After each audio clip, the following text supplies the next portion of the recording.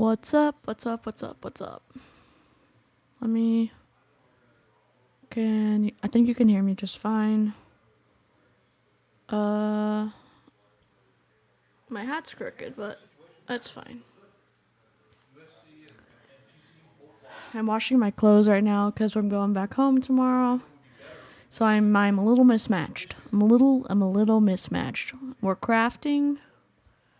We're doing a crafting stream, and I already have the correct scene set up. So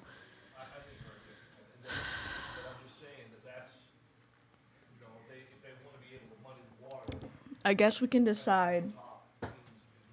We can do a little postcard. I need to turn this up. I can't hear myself. I think probably hear my dad. We can do a mini. Oh, you can't see it. Let's just go over here. We can do. Howdy, howdy, howdy. Hi, Beth. Hi, Fizzlesticks. Hey, Nicole. So we've got these little waterproof postcards. So y'all can pick which one you like that we can paint.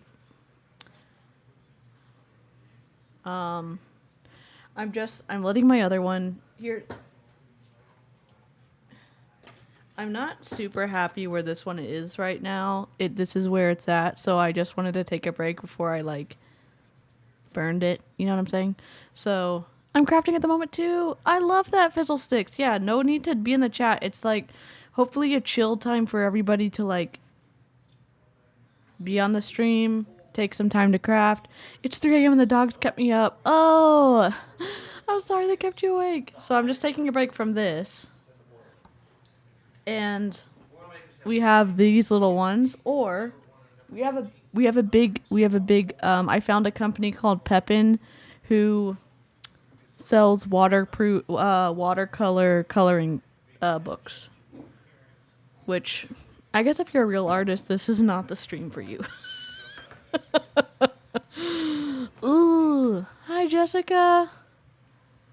Hi, I'm eating dinner, Sam. I have no idea what kind. Love that, Jessica. We've got footballs going on in the background. My little palette's right here. I was coloring one of the big pages earlier. I hope you're able to get some sleep, Beth. Jennifer, what's up? Thank y'all for liking the stream. I appreciate it. So we can... There's going to be no stopping the external noise, so I'm going to have to put it on mute when I'm not talking.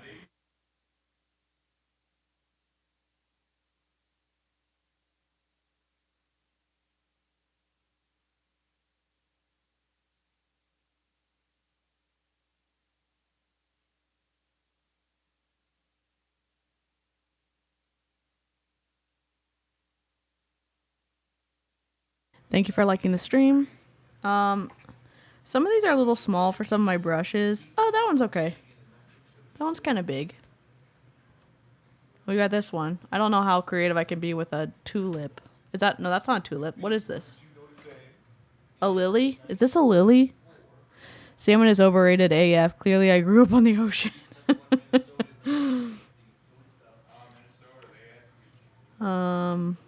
This is too small. I can't do this. That's too small. See, some of these I'm going to have to color with coloring pencils. Thank you for liking the stream. This one's bigger, so maybe I could do this one is a possibility. That one's not. I just don't think there's enough in this to paint for all of Ashlie Molstad's podcast. I think this one has possibilities. That is awful. These potentially are awful if I don't, because I don't have coloring pencils, I have watercolors. This rose has potential. I don't know. I thought this was going to be a smidge bigger, you know what I'm saying? Okay, so there's this halibut is delicious. Melissa. We'll just say it to the JJ then. We could do this one. So we also have... This is one I'm coloring right now. This is the Pepin watercolor pages, so I got distracted. It's not going to look like this. It's going to be different. But this is just like 1960s patterns. But this is the brand Pepin. And they're just designs. So this one's too small for stream. Why are we not focusing? There we go. Focus. You got this one. Focus.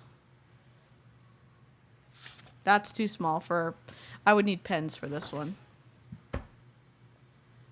My phone is being ornery. This one's a little too small as well. This one's better. Look at this one. This one's better. Monkfish or swordfish are my faves. Sea bass has eaten a lot in my life. Oh my gosh, Melissa. What video games are they playing? I think I might do this one. Not that one. Too small. Too small for paints right now. I'm not that... This one's okay for paints. I think this is supposed to be some kind of fruit.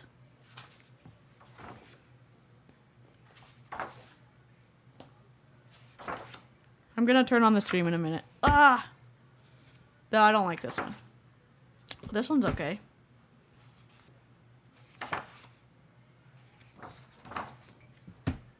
I don't know why I have to keep doing that to focus it, but... I liked this one in the front the best. I don't think this is... This is definitely, like, water-friendly paper. It says watercolor. Where is it? Where is it? Where is it? I think I like this one the best. I can use a small little brush.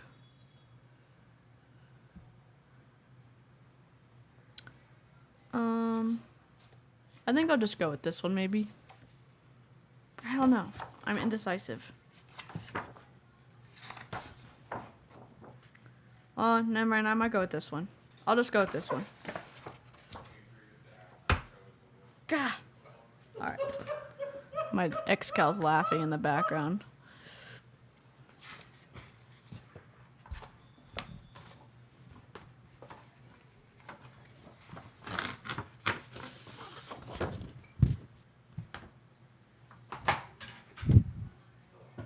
Sorry about that. Alright, let me scooch everything over. I accidentally ate a bone when I was 11 because my fisherman uncle was an incompetent filleter and somehow got bones in the halibut, which is nearly impossible, so I was off my guard and it was traumatic. Oh, I'm sorry, Jessica. Salmon is easy to do badly. It's one of my favorites, but it has to be the right... Janet, hi! I feel like I haven't seen you in a million years. The right type of salmon, and it has to be cooked correctly. Janet, hello! Okay, we're doing the podcast. Alright, let me set this up. Because this is... I need to make it extra sensitive, I guess. I'm also... Okay. Alright, that's in the way. Ah, yes, the last of my Benadryl.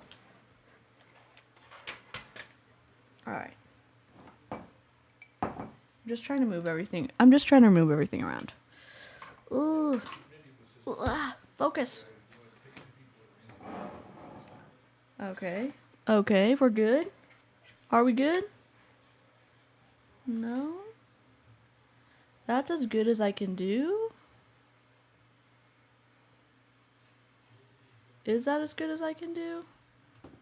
That's my computer monitor. So, can we...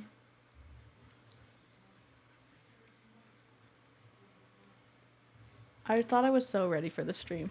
Clearly not. Are y'all okay with that?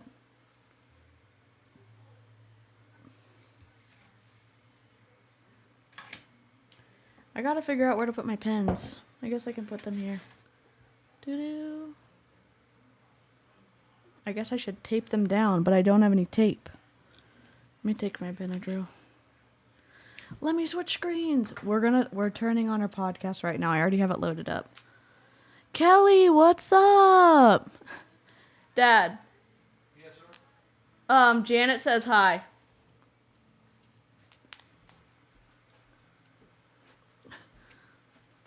There's XCal.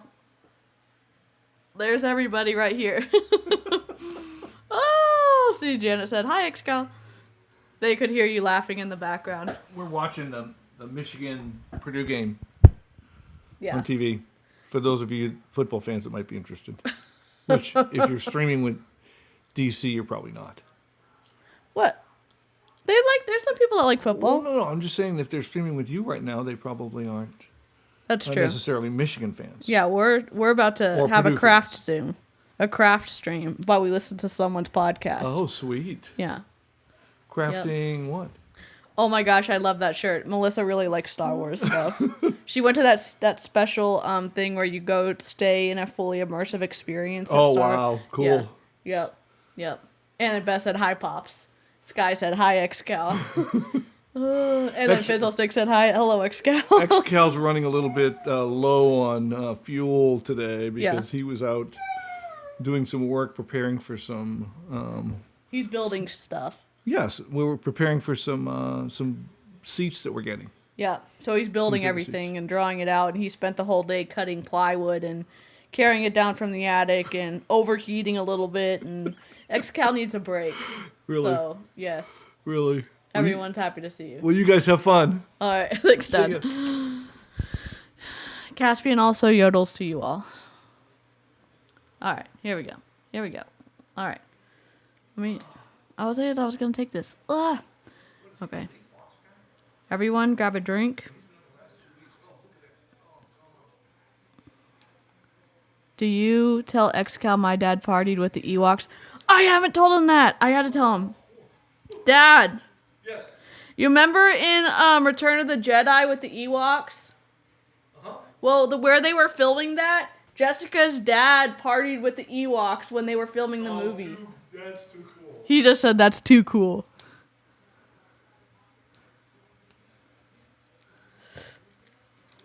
Sorry. Just trying to get my Benadryl open. Husband has one that says Dadalorian. That's awesome, Melissa. All right. Caspian! Where are you? Here he comes. Oh, Dad! Champy! Look! Say hi! Champy, you say hi? Can you say hi? No? You can't say hi? No yodels? No yodels? He doesn't understand. He's right there. All right. Okay.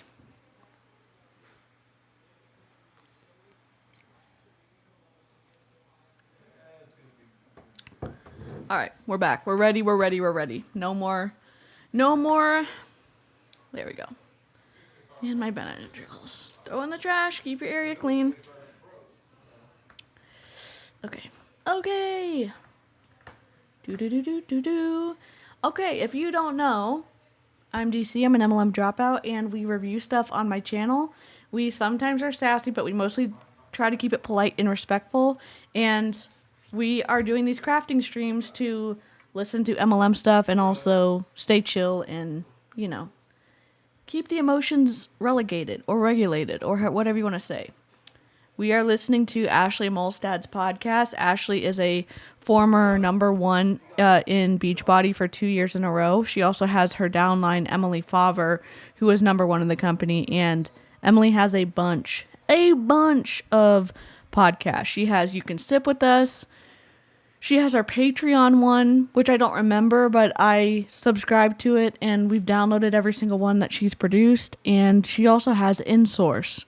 So if y'all haven't listened to the WTF is Insourcing, I don't think you need to listen to the trailer because we're gonna get the gist of it in this first podcast. Harper, we were waiting for you, Harper. We've mostly had limited technical difficulties as well, so I'm just like, How is this possible? It's amazing. So let's see.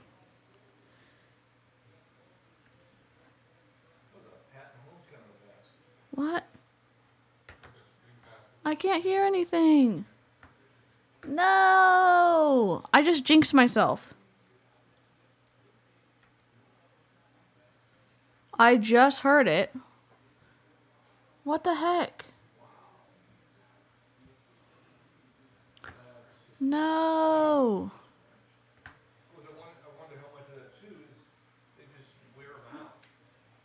Why can't we hear anything? Next cow. Ugh. I was so close to having a clean stream.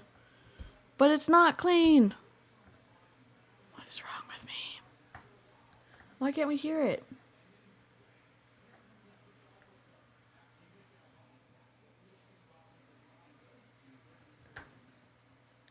Is there protections on this now?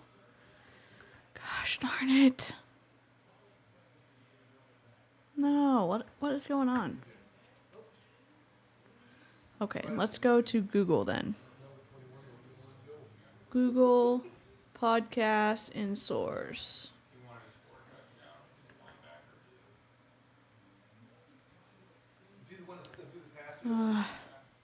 Sorry guys.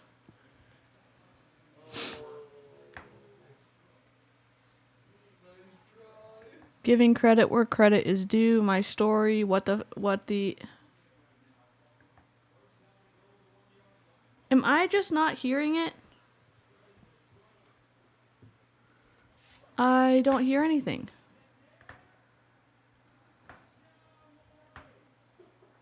Who didn't like me? There we go. We got it. Okay. Sorry. Just keeps me humble, you know what I mean? Which is great. Humility is great. I wish I could get better at live streaming. Alright. I got it. Gosh darn it. Oh my gosh, stop. I'm gonna fix it.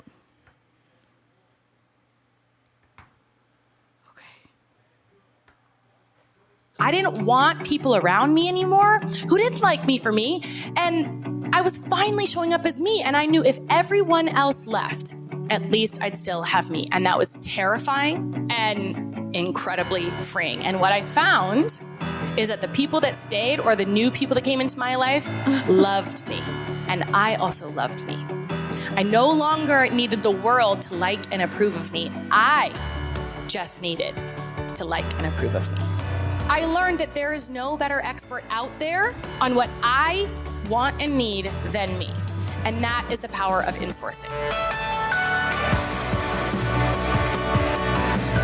A little loud.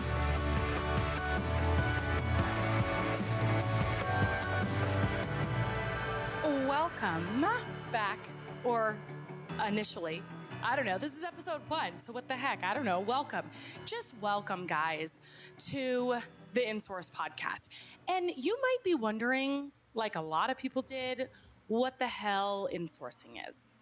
I getcha. But it is just what you would think it is. It's the opposite of outsourcing. And the reason that I decided the name for this podcast was going to be insourcing is because I actually insourced it. I initially outsourced it, and I asked on social media and friends a few different options. What do you guys think about the podcast? And a lot of people were like, well, I don't really know what insourcing is, so I worry, people won't be able to, they won't seek it out or they won't care to try it. And I'm like, I just kept going back to, but this really does feel like what I am trying to teach, the art of insourcing. And so today's episode, I thought, episode 1, I did decide to name the podcast this. Episode 1, let me help you understand what the heck it is, So starting from our first day on the planet, we are taught everything that we know. from, how we're expected to behave, what boxes we should check, even down to how much and when we should be eating. Even though I feel like how much and when we should be eating is a very innate need. It's a basic human need. But over the years, we are taught to not listen to our bodies, that we can't be trusted, right? We're taught what kind of job we should pursue, how to dress, who to marry, what to look like, what goals to go for. We are essentially taught that everybody but you knows best what works for you. And some of this stuff is useful, right? I look at my kids now. If any of you are moms, you've seen it. We knew absolutely nothing when we came to the planet. Like, I look at my kids and something that we do every day without even thinking. We could do it in our sleep, brushing our teeth. But it's actually a learned skill. You have to learn how to rotate the toothbrush in your hand to get all the cracks of your teeth, and what pressure to do and how to do it without drooling all over your place, all over yourself. And then that you're supposed to spit it out and rinse with water, and that you do this a couple times a day. And it's a whole thing. And we take that all for granted, but that is how we've essentially learned everything in life. We didn't know anything. And that is why there are so many different belief systems and different walks of life and way to be and think and whatever, because of everyone else's upbringing and what they were exposed to. If it was not based on our thinking, if our thoughts weren't the most important thing, we would all believe the same. What? Okay, am I just...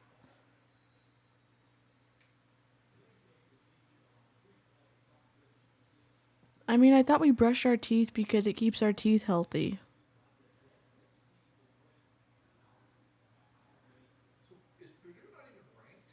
Oh my, she's talking about eating and food, and yet she's in Beachbody. Good point, Melissa. The human development theories behind overeating are actually interesting, but I won't be a nerd. Jessica, be a nerd. You're good. All nerds are welcome here. Right? We would all be the same political party. We would dress the same. We would like the same people. It would just all be the same. And it's not, because our brains are our superpower. So a lot of the stuff that we know and taught are useful, and they're stories that we want to keep, right? Stuff that has built us up, stuff that keeps us alive, stuff that keeps our teeth clean and hygienic, right? But some of the patterns that we were exposed to, or things that we were told over and over again, are bullshit, and it's just keeping us weak and holding us back. But because we're never really taught how much of life really is just created in our brains, that we are the writer, producer, director of our own experience, we're never really taught that, so we don't trust ourselves. I can't tell you how many clients I get on the phone with, and I'm like, well, what do you like? And they're like, I don't know. I haven't checked in with me to see what even my hobbies are. And then they start judging. What clients? I know she was being a business coach for a long time. And she was hired by this big company to be their, not a counselor, but someone to talk to. Megan, what's up? I used to teach dental hygiene when I was 18 to 50-year-olds. It was awful. Themselves for not having hobbies, because of course society says you should have hobbies, right? It's all this looking out and looking sideways and comparing yourself to what the person next to you is doing and what your mom might say and what your in-laws are going to think and all of that. So when we don't trust ourselves to know what we want, dream for, and desire, we stay small. And when we stay small, we're easier to control. And that is the way that the world likes us, because when we're easier to control... I feel like this is going to be a warm-up unless she leaves Beachbody. I feel like this is going to be a huge warm-up pool for people who she may want to recruit into Beachbody, and here's why. She's talking about really truly finding out what you want to be, and it could be against the grain and not align with what society tells you should be, and literally that falls in line with, no, what is going on? That falls in line with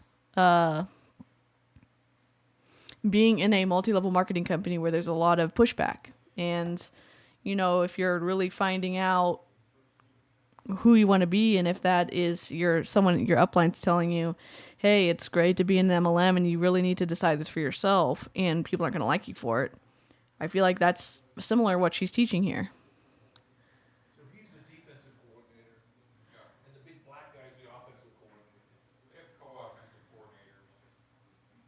Okay.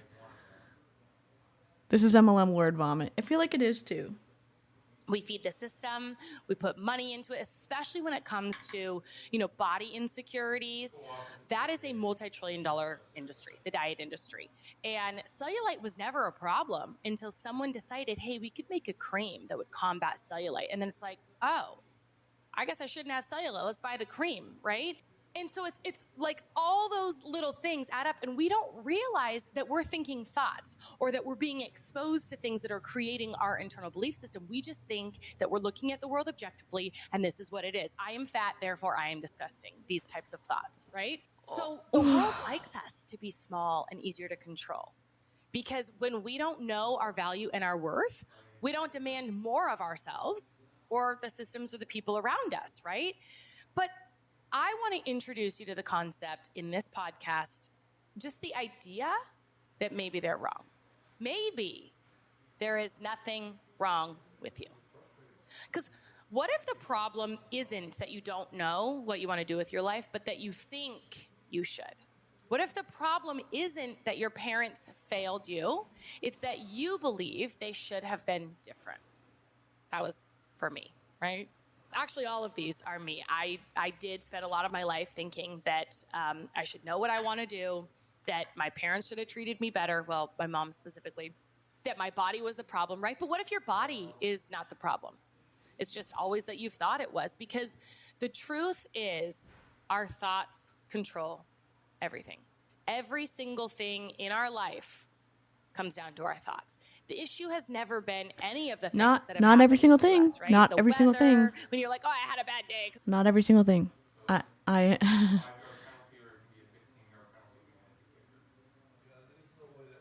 She'll never quit because her downline is keeping her afloat. I don't know. I mean, obviously we're listening. We're listening. Hello, Ashlie Molstad. She's blocked me on everything so far. Well, I still have a few accounts open, but Because it rained the whole time. Okay. No, it rained. That's a thing. The abuse. And this one, there are some, like, what most people on the planet would agree are horrific things, really negative. Most of us would agree, yes, this is bad. And abuse falls into that category, right? And so I'm not here to convince you that abuse isn't bad or that trauma that's happened to you isn't bad. Ashlie. But when you say, oh, why did this happen to me? This is so hard. I don't know what's going on, right? It's very weak. It's not empowering. oh And my I want to god. get you to an empowered place. For me, I had a lot of trauma growing up. What? Apologies. I should have put this through my transcript thing first because Ashlie, what are you doing? What are you doing? Oh no, you're good, Harper. I know people who don't have inner monologue. No shade at all. I have no idea what to do with my life. Then for you, it was like, here's an awesome job. Happy to help, Jessica. You're literally keeping us afloat.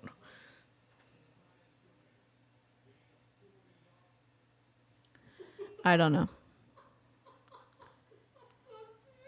Oh god. Oh, God. How come I can't play? Oh, dang it.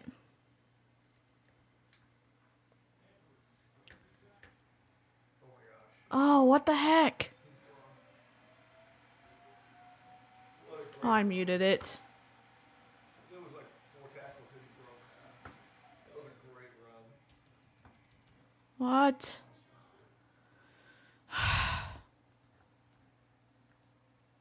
I messed this up again. I don't know what I did. Audio. This audio's all the way up. Oh my gosh, he ran right between them. I don't know what's going on. Sorry. Just ruining this.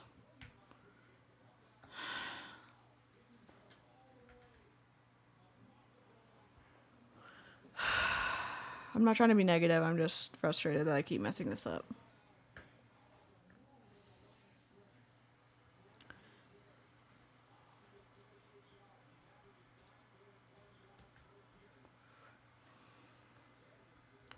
trying to... Me for me.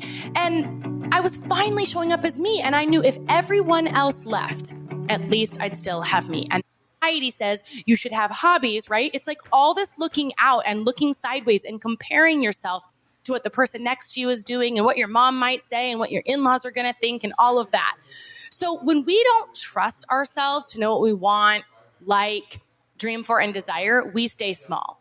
And when we stay small, we're easier to control. And that is the way that the world likes us, because when we're easier to control, we feed the system, we put money into it, especially when it comes to, body insecurities.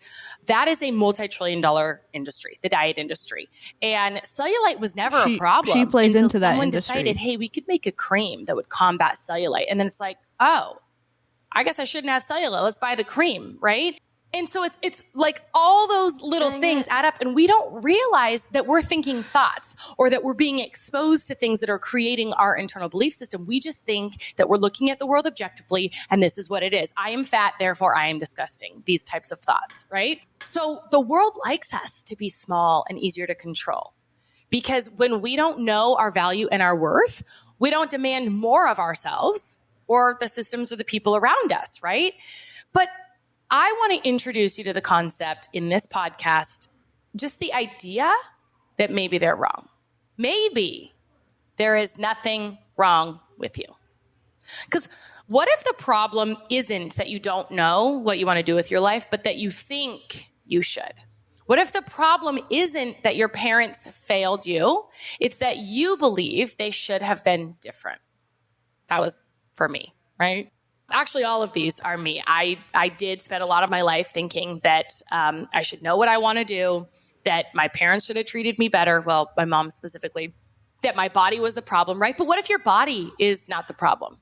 It's just always that you've thought it was, because the truth is our thoughts control everything. Every single thing in our life comes down to our thoughts. The issue has never been any of the things that have happened to us, right? The weather, when you're like, oh, I had a bad day because it rained the whole time. Okay. No, it rained. That's a thing. The abuse. And this one, there are some Good night, Beth. Most people on the planet would agree are horrific things, really negative. Most of us would agree, yes, this is bad. And abuse falls into that category, right? And so I'm not here to convince you that abuse isn't bad or that trauma that's happened to you isn't bad. But when you say, oh, why did this happen to me? This is so hard. I don't know what's going on, right? It's very weak. It's not empowering. And I want to get you to an empowered place. For me, I had a lot of trauma growing up, as most of us do. And trauma is sort of a trigger word for some people. And they think, no, I had a wonderful childhood. If you have negative self-talk at all, you have childhood trauma. If you are a human walking this planet, you have childhood trauma. And I'm not talking, it doesn't have to be physical abuse. It doesn't have to be abuse of any kind. I have a friend who, she's one of the most successful people I know. And she gave the story about how her dad used to brag to his friends about what a good soccer player she was. And it made her feel like she has to achieve in order to get love. Now, when you're little, you're not consciously aware of this, but that is what her brain decided, right? It's exposed to a thought. I do something, I perform well, I get affection from my parents. Oh, I love affection. That feels good. Let me continue performing well. And if this thought goes unchecked, it spirals out of control. And then you become worthless until you have achievements. That is trauma, right? So it's never been any of the...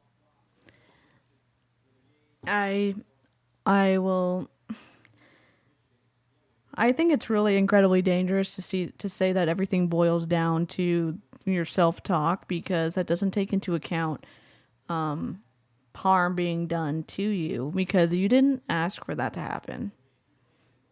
You didn't. I'm not... Probably a therapist should be listening to this, because I'm just listening to this as someone who has some issues with how she runs her Beachbody business. She understands the word trauma can be triggering, but she's taking shit she read somewhere and disseminating it to people with no regard. That's a good point, Kelly.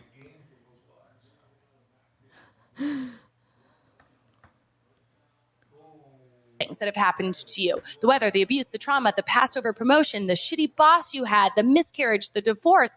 All of those things are all just circumstances. And circumstances are things that we can every human on the planet would be able to agree to, right? We could prove it in a court of law. And that is why I know abuse it is a circumstance. It is a neutral circumstance. And when I first heard this, I thought that's crazy. No but way. It is. No way. And the reason that it's important that no way. No way. No way. No way. No way. No way. No way. It is not a neutral circumstance. I don't even care what she is about to say. I am never going to agree with her. She doesn't. She just has an E for explicit for language. She has no trigger warning in the caption at all. So you're just going to be surprised, unfortunately. This is because I want you to see how truly powerful your brain is. And because there are people out there abusing others in the world, not every single human on the planet could agree that abuse is bad, right? And now here's the other thing. I'm going to show you that your thoughts lead everything in your life, but then I also want you to see that you get the choice to continue choosing those thoughts. For me, I'm going to continue choosing abuse is bad. But there is still power in knowing that that is my choice, not something I was forced to think and believe, right? Because then you're more empowered. You can. Oh my God. Did she just say that? Oh my God. Even Excal is yelling, it's football, but we're counting it. We are counting it. Everyone has drama. Everyone can agree to. She makes these ridiculous blanket statements. I don't understand how you can say trauma isn't a negative. I don't understand that. It's not neutral. It certainly isn't neutral. Oh my, I didn't think that the podcast was going to be this bad. I thought she was just going to like reiterate stuff she was learning in her therapy, and it feels, this is awful. Man. Make more of those decisions when you start becoming one with your own internal knowing and questioning some of your thoughts and getting, really clear on, instead of this is this, I'm thinking this is this. It's a subtle shift, but really powerful.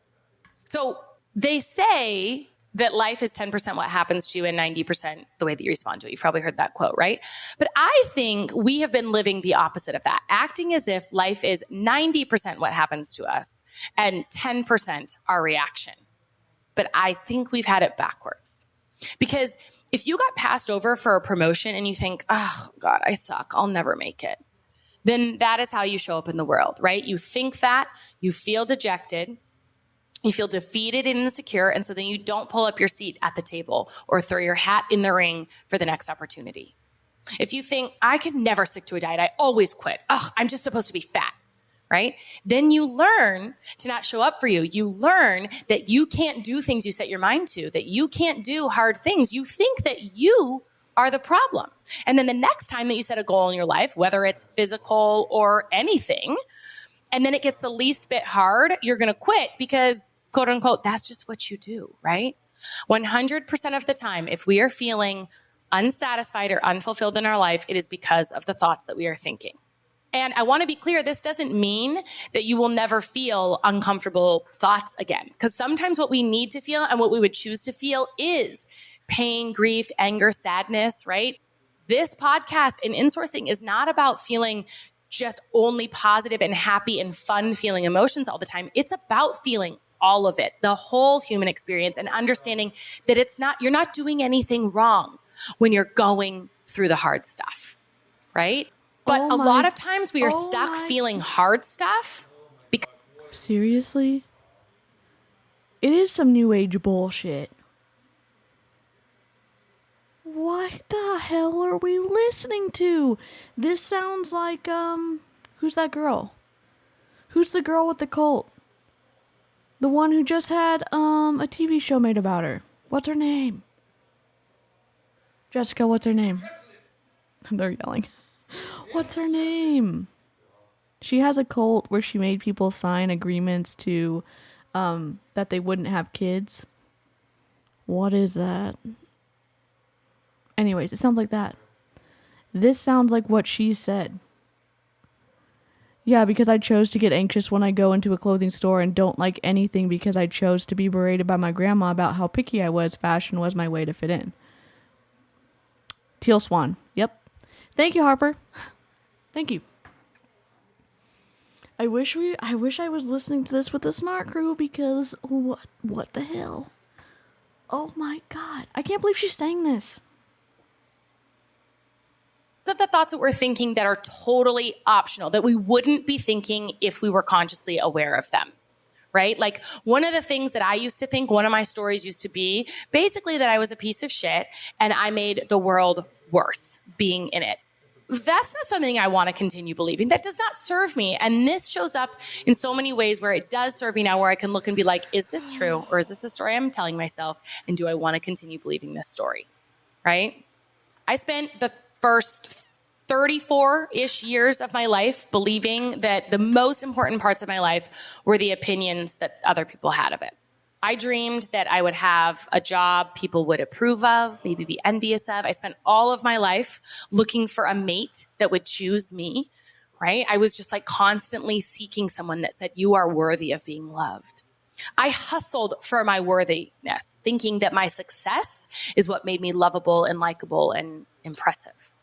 I spent almost every night in high school and college watching Sports Center so I could be a guy's girl. And I'm not saying I didn't enjoy Sports Center, but I didn't do it because I enjoyed Sports Center. I did it because I thought it would make me cool.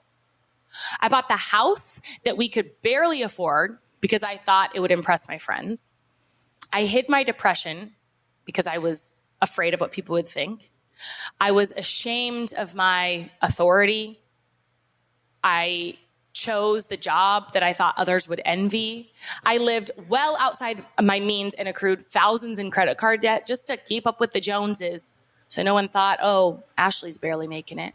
I binged and restricted for years, thinking that if I just made myself small enough, that I would finally be worthy of taking up space. And after all of that, after all the years of showing the world the version of me I thought it wanted me to be, I was depressed.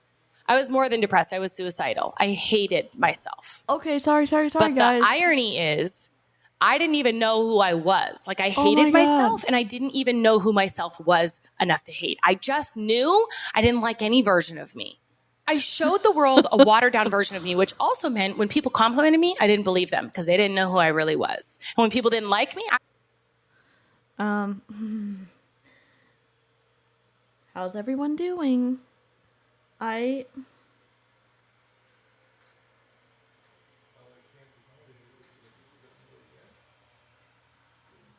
Let me text the Snark crew real quick because what the hell? I don't want to get my sleeves in this. Okay. Let me see. I'm gonna text the Snark crew. Holy crap. Can you see this? Okay, good. Holy crap. I am live streaming Ashley's podcast and it's awful. And she didn't include a trigger warning in her caption on the podcast itself. Okay.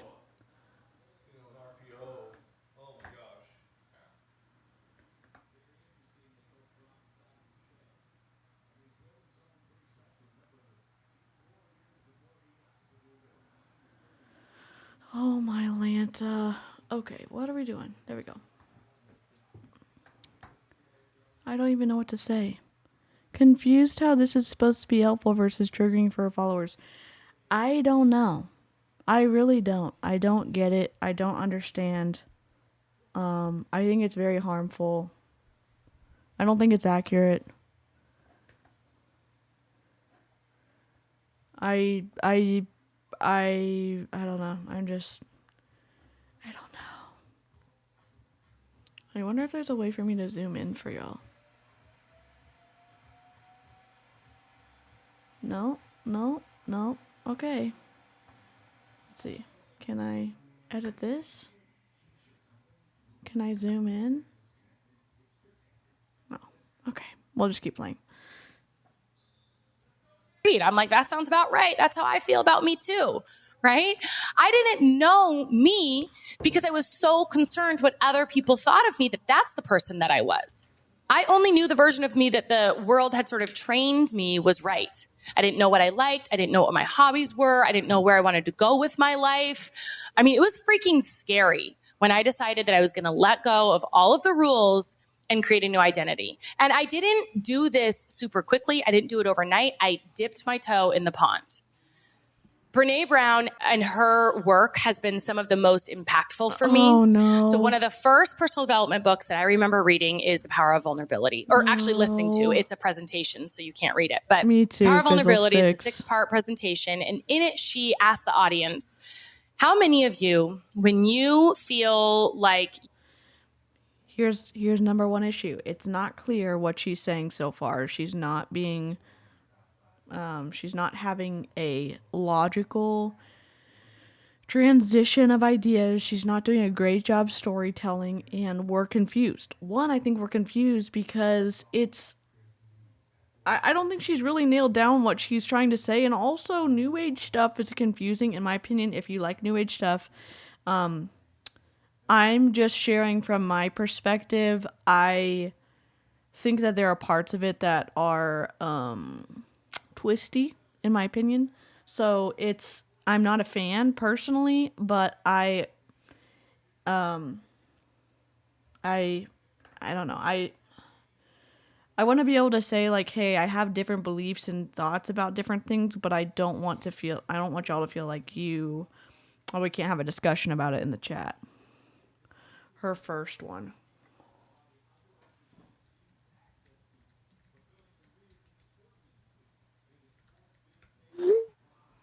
Oh my God. Amy! We can't even listen to it, Amy. Or, showing up brave and showing your vulnerable side, and you're scared to say something. How many of you, when you share those things, think it makes you weak? And everyone's hands go up. And she said, okay. And how many of you, when someone else shares their vulnerability with you, when they share things that they're afraid, to shine the light on, how many of you think of them as brave? And everyone's hands go up. And she was like, that's the thing, right? We all have skeletons in our closet. We all have things that we carry shame over. And there's nothing that you could carry that is so awful and disgusting and, mortifying that it's going to send people running. And more than that you won't be met with a chorus of people saying, me too. And I remember at the time feeling, because I was just coming out of the suicidal phase of my depression and really the deep, deep depths. And I was terrified to share that because I thought, here I am. It was at the beginning of, my public journey when I started sharing multiple times a day. And I thought, here I am trying to build this business, get people to trust me. And then they're going to learn that I'm struggling with my mental health. Certainly, they're not going to take me seriously after that. And so I was terrified to share that. But I knew that I had to, because I am nothing if not coachable. If someone that is living the kind of life that I want to be living tells me to do something, I'm going to do it. And Brene Brown showed up with a sense of freedom and ease. It made so much sense. I'm like, I'm going to do this. I'm going to share. And then I started sharing, that I liked. I have so many questions. I have so many issues with what she's saying. And I'm not saying that, when you've tried to work through something before and you get limited trained outside input. So sometimes the conclusions that I'm not saying all the time, some of y'all can work through stuff on your own. Sometimes you work through things and the jumps that you make don't actually pan out in like, this always causes this or this always leads to that. And so you make some jumps that shouldn't be made, basically.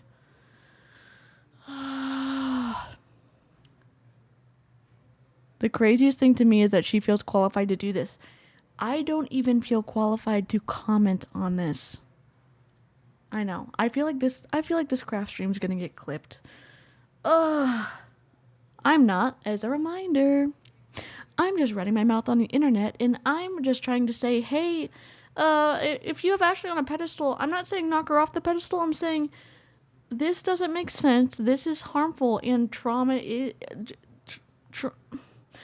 trauma is negative. It's not relative. Trauma is awful. And when you experience trauma, it's not just a mindset thing. It's not just it's a neutral thing. It's not. When something bad happens to you, it's not neutral. But when I was vulnerable online, when I was in pure romance, and I was honest about the extreme pain I was in, my upline was like, stop being so negative. That's why you're failing. Oh, I'm sorry, Jessica. Welcome back, Sky. We don't know what's going on. Color pink, and I was afraid of that because I thought I was a girly girl. I used to be so ashamed of the volume of my voice, and I started just allowing people to think I was loud. It started with just little things, and then it moved into big things. And what I learned about all of them, all of these things that I hated about myself, are the things that made me unique and special. And if I didn't reject them, then I didn't tolerate hanging out with other people who rejected them. Right? These things that I thought made me never good enough made me exactly enough. And of course, not for everyone, right? There are still people who, when I decided to show up, I lost a ton of people, but I lost the right people, because people that didn't like me, that didn't appreciate me, they opted out. And that was good for me. I didn't want people around me anymore. How much have you missed? We have 5 minutes left, but she's already posted the next episode. And Jen, let me just say this. We don't know what she said. Oh, also, Jen, here's what she said. She said that trauma is neutral. That if you've had a traumatic event, it's a neutral event. It's not a negative event. Or that it's okay if you decide it's a negative event, but the people who did the trauma have decided it's a positive event. Ma'am? I had to get steroid injection in my neck, so it was kind of extreme. I'm sorry, Jessica. Yeah, it's just been triggering. It's been... And Jen, there's no trigger warning on Ashley's caption for her podcast. It just says E for, like, language. Like, explicit for language. Not like, hey, we're talking about unaliving and... I don't know, all the things that you would think that would... My dad just sneezed, sorry. I don't know. There's another one we're going to listen to because we're just painting away, so...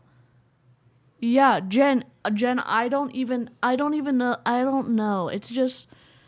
Jen, I thought it was going to be, like, kind of just... Ashlie being Ashlie, but this is 10 times worse than what I thought it was going to be. Like me for me, and I was finally showing up as me, and I knew if everyone else left, at least I'd still have me, and that was terrifying and at the same time incredibly freeing. And what I found is that the people that stayed, or the new people that came into my life, loved me, and I also loved me. I no longer needed the world to like and approve of me. I just needed to like and approve of me. And so I got busy exploring my desires and dreams and my wants and my no ways. My, oh, hell yeah, and my, oh, fuck no, man. I learned that there is no better expert out there on what I want and need than me. And that is the power of insourcing. The definition of insourcing is to use one's own personnel or resources to accomplish a task that was previously outsourced. My husband still stayed married to me. Can I just say this? I understand that not everything's accessible to everyone else. There's some things that I believe that, I don't know if everyone can work through everything on their own. I don't know. Maybe they can.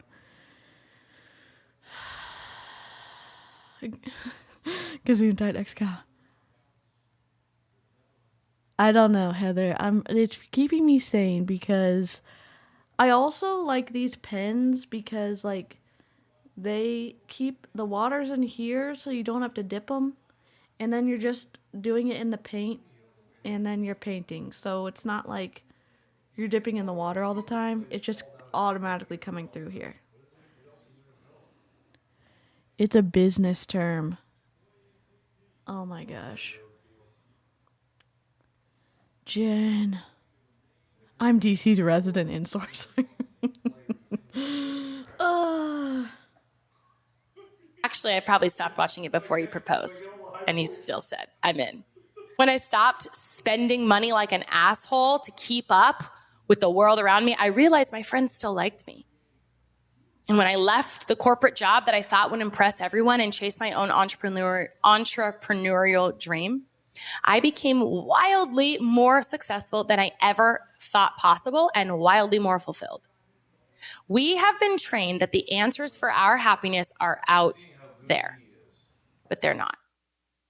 It keeps us small and it keeps us compliant. It keeps us broke and it keeps us broken. The answers for what would make your life full of magic lie only within you. And so that is what this podcast is here to do. To teach you how to lean into your internal voice, to hear it initially, and then lean into it, to get to know it, to befriend it, to let go of some of the rules and those thoughts that have turned into beliefs that are so deeply ingrained in your subconscious, and make your own rules that feel good. Yeah, and Jen, I'll true send you the and info. right and free to you. My goal is to Here's the problem with that. Here's the problem with a relative insourcing, and I know that Jen said it's a business term. When you have no plumb line, anything can fit into your little ecosystem for what you think is right and wrong. And some people think what's right is evil stuff. I'm not saying Ashlie is evil. I'm saying there has to be some sort of foundational piece that you anchor things to. And again, I know she's talking about what she likes, what she doesn't like, but I think you can veer off pretty fastly, since also one of her tenets that she said at the beginning is that she believes that trauma is neutral, which I think is very, very wrong.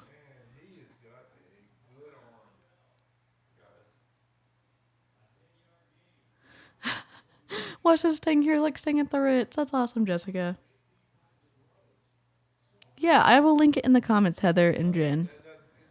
She still spends money like Rachel Hollis and Glennon Doyle already did this. Amber, good info. Yeah. Also, if y'all want to listen to people who debunk self-help people, Kia's World does it. I'm getting nervous, so I'm forgetting names. I listen to her all the time. Drop them in the chat if y'all know people who debunk these self-help people. Some bad stuff's going on the football TV. She is journal dumping, it feels like. Sure does. that everything you need is already within you. And you can march to the beat of your own drum and feel like you've got two left feet and just own it. Or you can create your own damn song and groove to your one blessed body in a way that suits you. Their opinions be damned. It is time to stop looking to others to tell us what to do, where, act, feel, say, and instead go within and begin. I just had a client I was talking to yesterday who was telling me a story about how she felt so silly because she left her corporate job to pursue something entrepreneurial and start her own business. And she paid these people a bunch of money to help mentor her. When she showed up, they were wearing tennis shoes. And she's like, this is so ridiculous, Ashlie, but they were wearing tennis shoes at a professional event. And I just thought, why is that silly? Like, they get to do that and you get to do you, right? So I don't want to say, oh, don't judge them. It's like, yes, let's not judge them. Sure. There's a lesson there for sure. But I think the more powerful one is if you don't want to wear tennis shoes to be professional, you don't have to.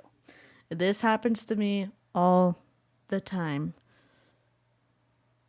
I will tell, well, we've already heard my experiences of when I've forgotten like names of people I've grown up with when I've had to speak in front of people. So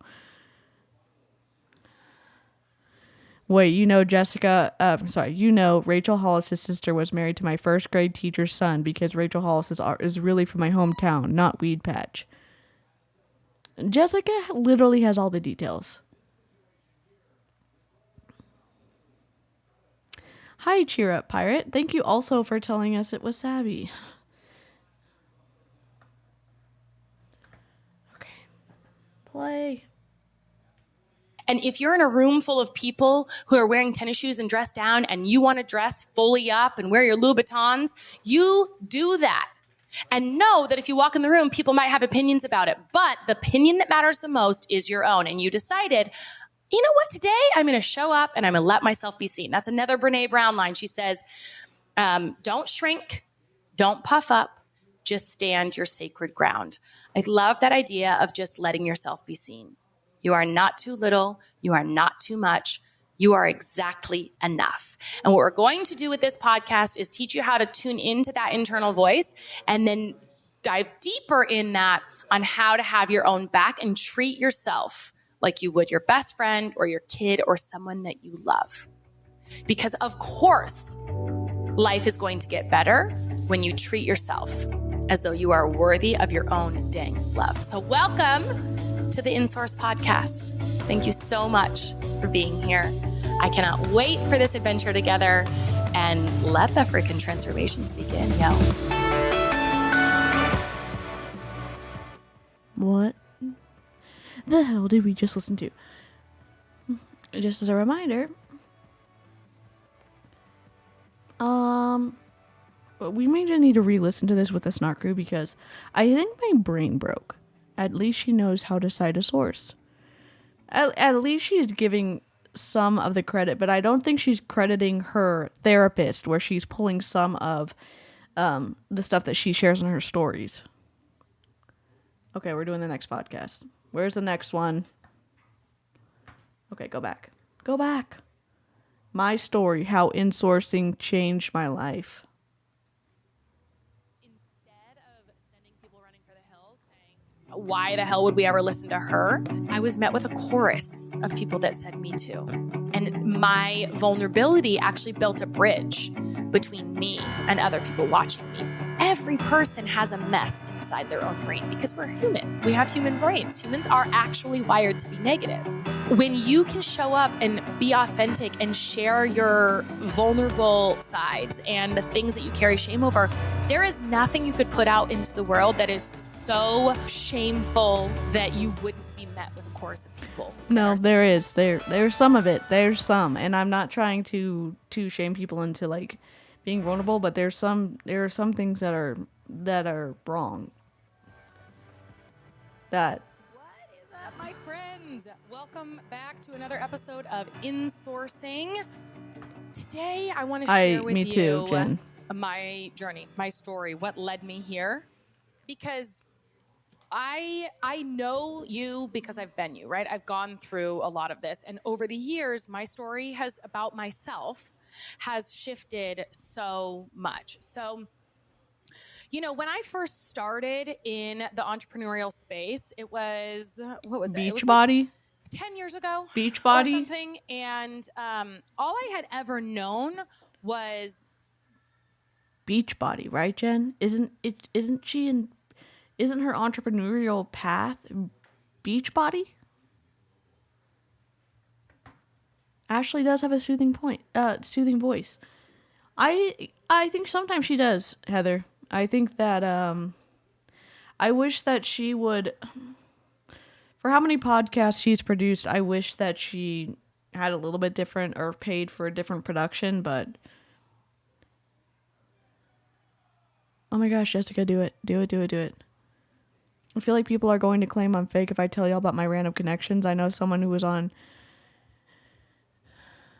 No, Jessica, I totally believe it. Also, like with your connections that you've done for where you and I work, it's I will vouch for you.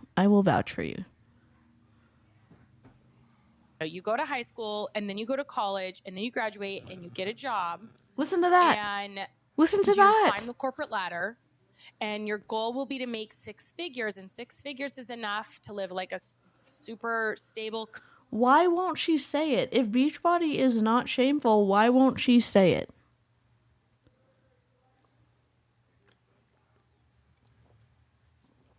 Life, and then you just do that until you retire and die. I just like that was my ceiling before. That was my ceiling. Make it to 6 figures, climb the ladder as high as you can. And that is how you'll be successful. And I just created an entirely different reality for myself than that. And I never would have believed that I'd be sitting here today as an entrepreneur. I had no desire in my body ever to be an entrepreneur or run my own business. And now I can't imagine doing anything but this. But I think it's just because it goes back to all the things that we were taught about what's appropriate and what we should be doing with our life, right? So I grew up in Oregon. I would say we were probably, when I was young, we were really broke. So would you call that lower class? I don't know. My parents got divorced when I was 2, and my mom worked full time. She was a very successful eventually became very successful at her career in marketing, but she was a single mom. My parents, had split custody. My dad was still in my life. My dad was always my hero and just incredible.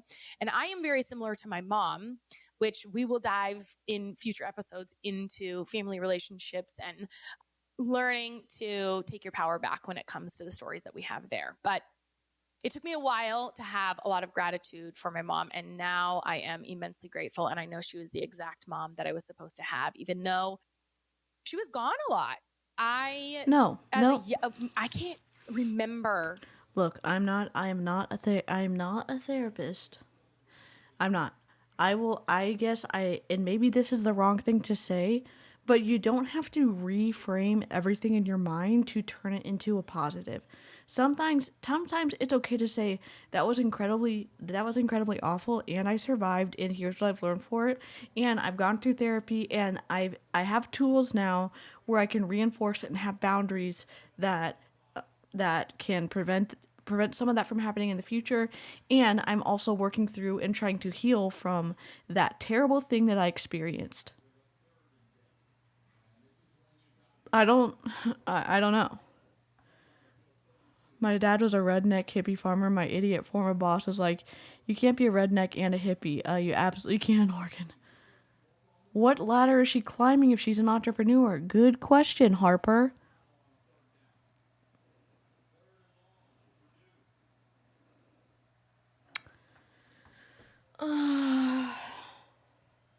Ever a time where my mom got up with us in the morning and helped us get dressed. I remember even in first grade, my sister and I would set our alarms. We would wake ourselves up for school, get ourselves dressed, make ourselves breakfast, and kiss our mom goodbye in bed on the way out the door. We got ourselves to school, every morning. I remember packing my bags for vacation as a very young kid. We had chores when we were really little. And my mom worked really hard. She also went to get a master's degree. And then we, saw my dad. I think he had us every other weekend and then every Wednesday night. And I just adored him. But I also, growing up with a mother like that, learned to be very self-sufficient, very independent, not make waves, not ruffle feathers.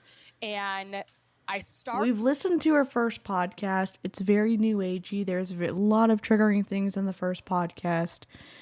Essentially the first podcast, the foundation that she created, that she jumped off, all of her beliefs jumped off from, is that you can reframe anything from a negative into a neutral. And she believes, Ashlie Molstad said that trauma is neutral. That she believes trauma is neutral. And that's a no for me. So, talk about my mother and my dad's song about her starts playing. Yeah, I mean, we had chores, and I don't know, it's not a negative thing. I think, doesn't everyone have chores? Maybe not.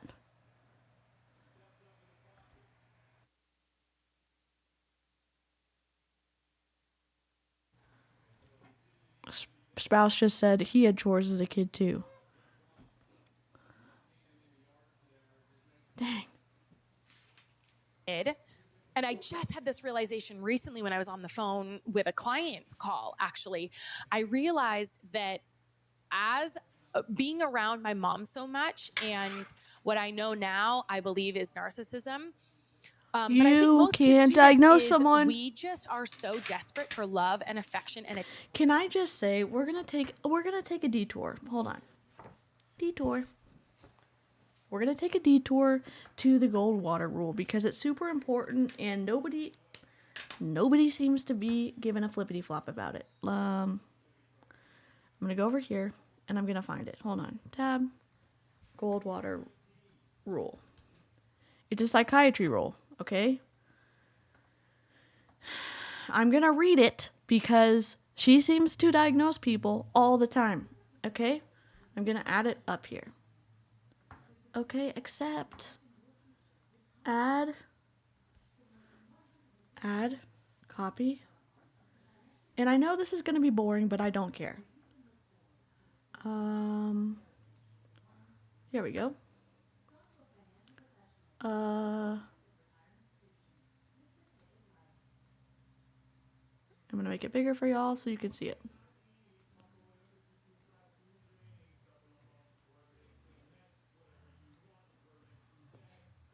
I am on, just so y'all see it, I am on www.psychiatry.org. This article was written by Aaron Levin and first appeared in Psychiatric News. Restraint of psychiatrists' comments on political candidates is grounded in APA's response to an attempt to question Barry Goldwater's mental health during the 1964 campaign for president. Quote, do you believe Barry Goldwater is psychologically fit to serve as president of the United States? End quote. The editors of Fact magazine asked 12,356 psychiatrists during the 1964 presidential campaign between Goldwater and Lyndon Johnson. The responses set off a wave of reaction that resonated again most recently after media speculation about the mental status of the current Republican presidential candidate. Fact published numerous comments questioning Senator Barry Goldwater's psychological capacity for office, which ultimately led to the creation of APA's Goldwater Rule in 1973. A look at the original episode reveals as much about psychiatry's changes over the last half century as it does about politics then or now. The harshly negative responses by people who had never met Goldwater seem astonishing by today's standards, as a sampling suggests.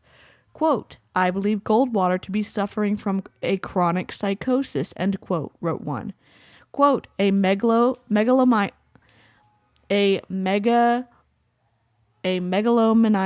grandeur omnipotence appears to pervade Mr. Goldwater's personality, giving further evidence of his denial and lack of recognition of his own feelings of insecurity and ineffectiveness, end quote, wrote another. Quote, from his published statements, I get the impression that Goldwater is basically a paranoid schizophrenic who decompensates from time to time. He resembles Mao Zedong, end quote, said a third. Not wanting to exclude other relevant 20th century tyrants, another claimed, quote, I believe Goldwater has the same pathological makeup as Hitler, Castro, Stalin, and other schizophrenic leaders, end quote. Others pushed back. In reality, Goldwater had worked in his family's business, then served as a transport pilot in World War II, and retained a commission in the Air Force Reserve for many years. He was twice elected senator before the 1964 presidential race and would be again in 1968, 1974, and 1980. It was difficult, said one psychiatrist quoted, in fact, to believe that a man who was, quote, psychotic, end quote, or, quote, schizophrenic, end quote, would have managed all that. Quote, I served as a flight surgeon in the United States Air Force, end quote, wrote Wilbert Lyons, MD, of Sellersville, Pennsylvania. Quote, I speak with authority when I say that Senator Goldwater could not be a jet pilot if he were emotionally unstable, end quote. Goldwater certainly held a very conservative political views and expressed them forcefully. Many of the respondents who declared him unfit were likely expressing their own political biases in psychiatric terms. Tellingly, many of them asked that their names be withheld from publication, perhaps hinting at some guilt feelings over their cavalier, remote diagnoses of the candidate. Nevertheless, many other respondents understood immediately the greater implications of the question for psychiatry's purported role in the electoral process. Your inquiry for a professional opinion regarding Senator Barry Goldwater's general mental stability is an insult to me, wrote Thomas Statch, MD, in 1964. An inquiry of this type regarding any individual can only be based on ignorance of the field of psychiatry. Statch demanded an apology from the editors to all of the psychiatrists who had received the survey. Quote, "It was astounding to me when the survey first came out," end quote. Statch, now retired in Willowbrook, Illinois, told Psychiatric News. Quote, "It was impossible for a psychiatrist to come to a conclusion like that without a personal examination. The psychiatrists who were baited into giving responses were imprudent," end quote. Some offered a nuanced statement of their own positions. Anyways, it goes on and on. So here's the actual statement. I think that it only applies to public figures. It is unethical for a psychiatrist to offer a professional opinion unless he or she has conducted an examination and has been granted proper authorization for such a statement.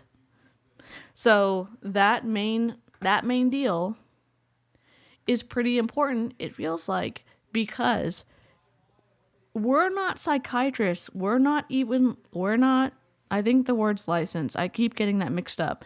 But we don't have licenses. So we need to be careful about what we say about other people and things that would need a diagnosis, a examination from a licensed professional.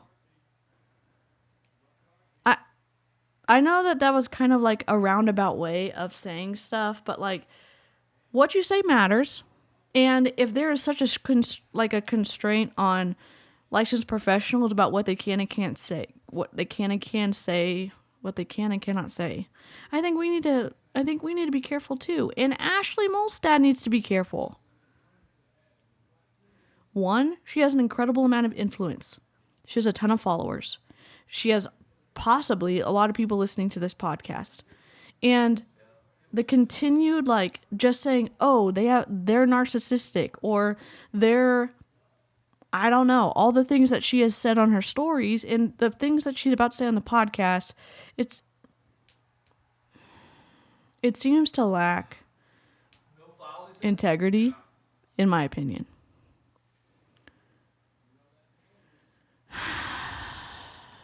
Anyway, so they made this rule, and it came up. I know not everyone got into the Johnny Depp Amber Heard trial. I know everyone has really big feelings about it, but there is things that came out where you can get into trouble for making a diagnosis without examining the patient, and that came up in the trial when one of the psychiatrists made a determination about the mental state of Johnny Depp based on the movies, his performances in movies, which is a no. It's absolutely a no. No way, Jenny. Rachel Hollis did a podcast where they spent an hour calling narcissists evil? Oh my gosh. Anyways, I just think we need to be careful. Maybe y'all disagree with me. We're going to be careful on my chat, and I'm going to speak up when I hear other people doing it. Okay, let's get back.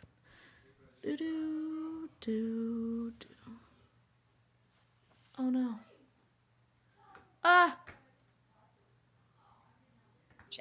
And what we had to do, my sister, of an affection and attention from our parents, that we do whatever we have to, whatever it takes to get that love and affection and attention. And what we had to do, my sister and I, when we were young, was not bother her and let her sleep and let her do her own thing and be self-sufficient and independent and rely on ourselves. And that, is wild to think about now, and it has brought up she's way off issues base in my life where I am so self-reliant and I act like I don't need anybody until what the heck? It's a cookie crumb. feel like I need to crumble and no one's there to catch me. But for the most part, that being super independent and self-sufficient has led me to where I am today, to be the kind of woman that I am, who is, highly successful, highly motivated. I also learned as a young age that where I got praise was if I, had good grades and performed well. And I remember my mom always bragging about how I was in the TAG program, and my sister, which is talented and gifted, which I think that program's absolute crap. But, as a kid, I just, okay, so in order to be loved, right? And I wasn't consciously aware of this. None of us were, but we all have stories like this, where in order to be loved, I have to be smart. I have to get good grades. I have to be talented. I need to be better. And then my worth became wrapped up in that. I also know that as a young child, I was complimented on how pretty I was all of the time by everybody. And so I also learned that I got love and affection by looking a certain way. And I didn't realize that this was a part of my identity until really in the last year or so, as I've noticed, I'm about to be 38, I've noticed my face changing and getting more fine lines and wrinkles, and my face seems to be sagging a little bit more, and it's harder to lose body fat than it ever used to be, and what I'm making all of that mean about me. And it's just fascinating when you start looking at your thoughts as if you are not your thoughts, you are just the thinker of them. So, what I guess you're correct. About what I was supposed to do and who I want to make that a point. Yes, so Amy said, I think the rule genuinely only applies to actual mental health professionals, but it's a fair point to caution someone to not diagnose so publicly. Yes, I agree that it is directed towards licensed professionals. I guess in my mind, if I'm saying that even highly qualified individuals can't make those determinations, then how can we as less licensed individuals, like we don't have the licenses in psychiatry or psychology, and why would we then say like, oh yeah, those people who are highly educated can't make these determinations. I guess I shouldn't either. Yeah, I would have taken that out of the podcast.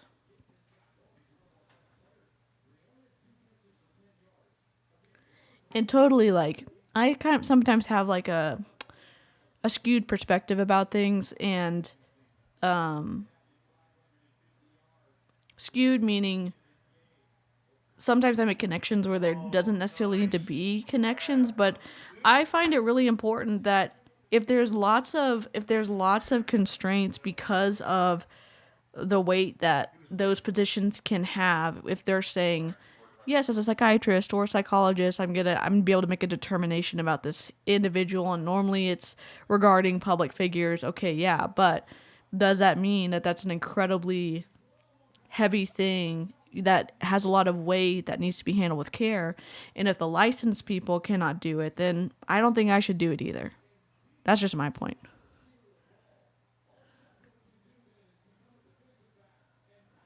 If you were praised by a narcissist, you were the golden child. Scapegoat here, never got praised.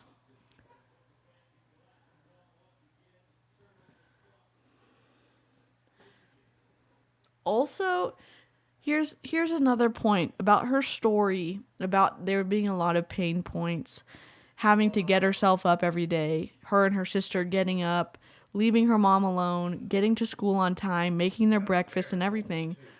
Recently, her husband went in for a relatively large dental procedure where he was fully put under anesthesia. And the care maybe that I would have thought maybe would have been a pivot based off of her child experience, how it would be translated into a partner experience. I was surprised with how that was handled.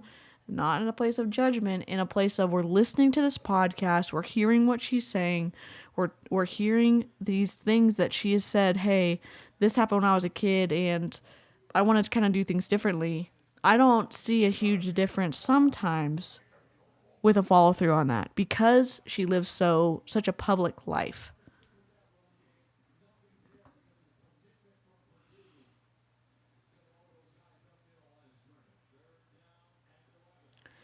Getting old is a privilege, I think, Jessica. I agree. I really do agree. Shadow, hi. Who I was supposed to be, and I did. I checked all the right boxes. So I did go to college, and I graduated, and I got good grades, and then I got the job that I thought people would be envious of. So I actually interviewed for quite a few jobs, and I was accepted. I got the offer at all of them.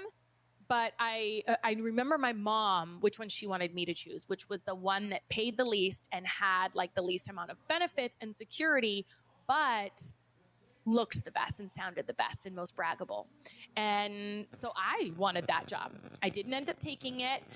I ended up choosing a job that I was very embarrassed of. My first job out of college. Well, my first job was an internship in Washington, D.C. at the Australian Embassy, which was badass. Is there no post-production on this podcast? Look, I get it. I live stream all the time. We've got technical difficulties. There could be a whole host of things that I could do differently. Pre-recording. I like talking to y'all. I like live streaming, okay? This is a pre-recorded podcast and she pays an editor. Why isn't there post-production for fixing the audio where she's getting the static, which I think is interference between her phone and her microphone? You know what I'm saying? My first gray hair is taped to a hot pink post-it note and dated. That's awesome, Harper. I should have saved mine too. She is paying someone to edit. Why is there no post-production on this? I love that. Jen, I love that. I love that you call it tinsel. Oh God, did I mess this up again? Okay. But I had also met John, my now husband, right like a month before I left. And so I wanted to come back and be with him. And he was in Eugene, Oregon. And the only job that was available for me there was Enterprise. So I took a job at Enterprise Rent-A-Car. And I hated it. And I hated. So was it your mom's decision, or did you decide to come to be close to your now husband because the location was the right location at Enterprise Rent-A-Car? Is it your mom's fault, or was it your decision? I've decided to not dye most of my hair to let the gray naturally come in. That's awesome, Harper. Telling people that was my job, and I just had a lot of shame because all of my friends had all these great sales jobs that they could brag about and were making a ton of money, and I was making like no money, working my ass off, and I worked at a rental car place. It didn't sound good, didn't look good on paper, it didn't meet all the qualifications that I thought for other people being envious of my life, but I did prioritize my relationship, and that's worked out for me. I'm still married now, and we have 2 kids together. And, it all happened exactly as it should. My husband, then my sister-in-law, she's married to John's brother. She did this fitness program and had incredible results. And I asked her how she did it because at this time I was also a serial dieter, constantly trying to manipulate my body. And I remember doubting myself and people liking me as early as middle school and really struggling with feeling rejected and excluded. So I got to... What was that called? Extreme Makeover? No. What's it called? TLC. It was with Stacey London and Clinton Kelly. What Not to Wear. What Not to Wear. The British version of What Not to Wear is horrible, body shaming to the max. Oh, God.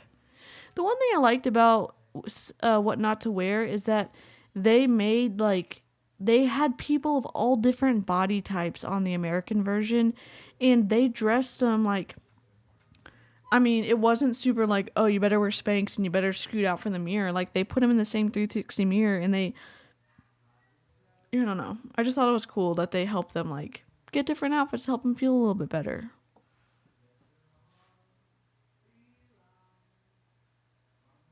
Oh, I'm sorry, Jessica.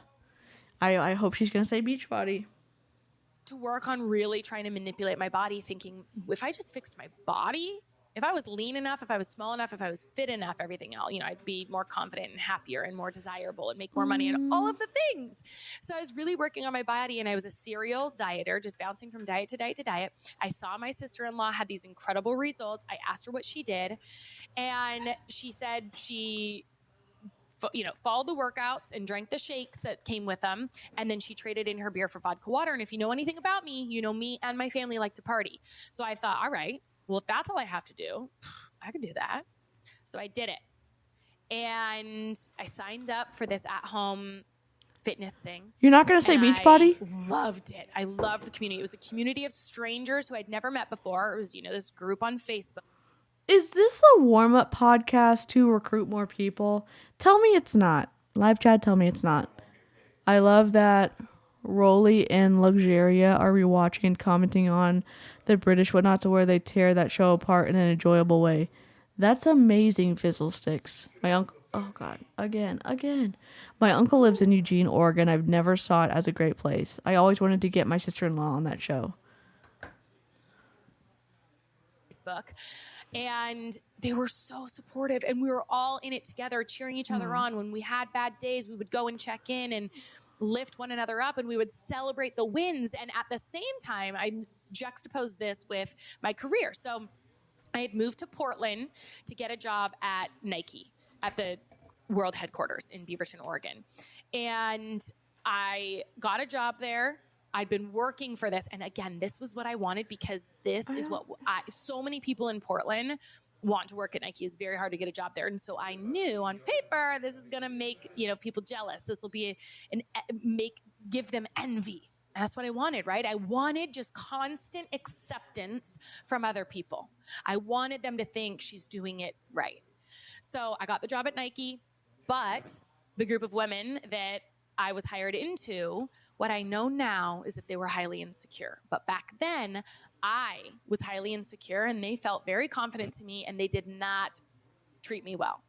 They made fun of me to my face and behind my back, and I, for someone who was already insecure and felt worthless and like she didn't matter, and not only, the kind of depression that I had, I do think was situational. I don't think it was a chemical thing, because it was a deep, deep shame and self-loathing. I hated who I was. And what I also understand now about the brain is the brain doesn't like ambiguity. So if it has a thought, it will go basically, when you have a thought and you tell your brain to pay attention to that, it goes out into the world seeking evidence to support that thought. And so when I have a thought, I'm a piece of shit, no one likes me, and I'm annoying, and I'm too much, and everyone deserves better than me, my brain's okay, let me go out into the world and find you proof for that thought. And it'll find it. Just like it'll find evidence for any of the thoughts that you're thinking, right? Because that's the path you've told your brain to go on. And so all these women being mean to me, I made mean, yes, I hate myself. That's what you think about me is what I think. This is very in line. So I also used to tolerate being around people who treated me poorly, because I treated myself poorly. And so it was like, oh, you don't like me? Cool, that makes sense. I'm not likable. I agree. So that's it was not so me. Wild to have been working for so long. Here's a tip. Not that you want to take tips from me, because I have technical difficulties. If you're trying to create a podcast, if you're trying to start a YouTube, if you're trying to set something up where you're recording, you're on the internet, maybe you have a microphone, maybe you just do it straight from your phone. It doesn't matter, but if you can turn off the other Bluetooths that are in close proximity, you're going to greatly decrease the chance of having that interference, that little buzz. And it would have been maybe easy for her on post-production, for her editor to say, hey, I need you to re-say this sentence and replace it, because those frequency staticky things, again, this is fully audio. When you're on a podcast, you don't have, any images to compensate for lack of audio quality. So you want to, it's under more scrutiny. Now, the people who like her, are they going to really give a flippity flop?